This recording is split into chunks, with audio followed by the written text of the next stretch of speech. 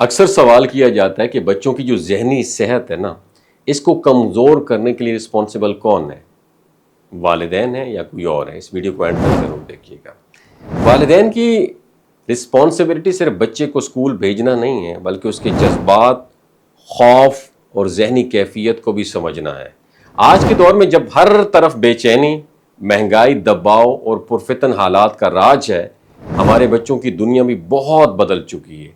ان کے ذہن نازک ہوتے ہیں، احساسات بڑے گہرے ہوتے ہیں، اور وہ بہت کچھ محسوس کرتے ہیں جو ہم اکثر نظر انداز کر دیتے ہیں۔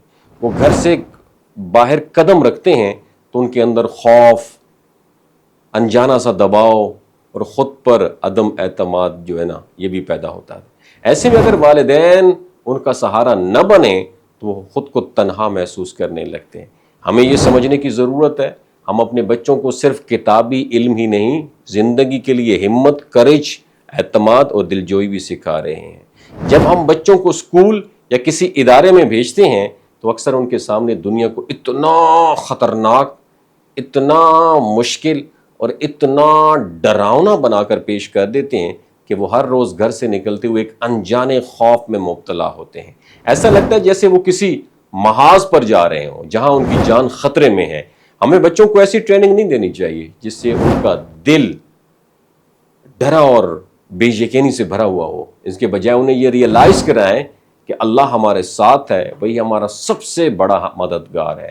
ہمیں انہیں یہ اعتماد دلانا چاہیے کہ ہر مشکل میں اللہ کی مدد شامل ہوگی، اور ان کے والدین ان کے ساتھ ہیں، ان پر یقین رکھتے ہیں۔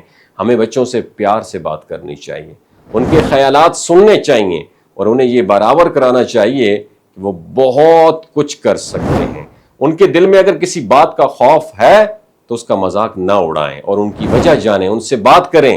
ہم خود بھی جب کسی پریشانی میں ہوتے ہیں تو ہم کسی ہمدرد کی بات سن کر سکون محسوس کرتے ہیں، تو بچہ کیسے بغیر ہمدردی کے سکون محسوس کرے گا؟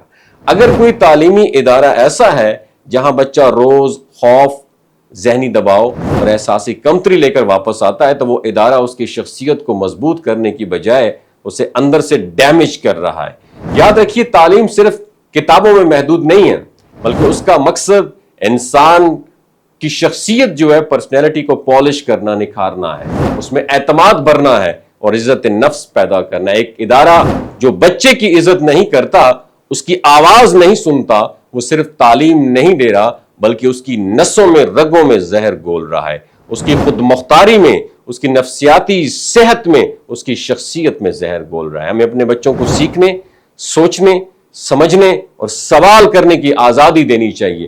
جب وہ کسی مسئلے میں الجھیں تو انہیں یہ سکھائیں کہ دعا کریں، غور کریں، سوال کریں اور مشورہ لیں۔ ہمیں ان کی سٹریس کو کم کرنا ہے، نہ کہ ان پہ مزید برڈن ڈالنا ہے، اور یہ وقت ہے انہیں حوصلہ دینے کا، نہ کہ خوف دلانے کا۔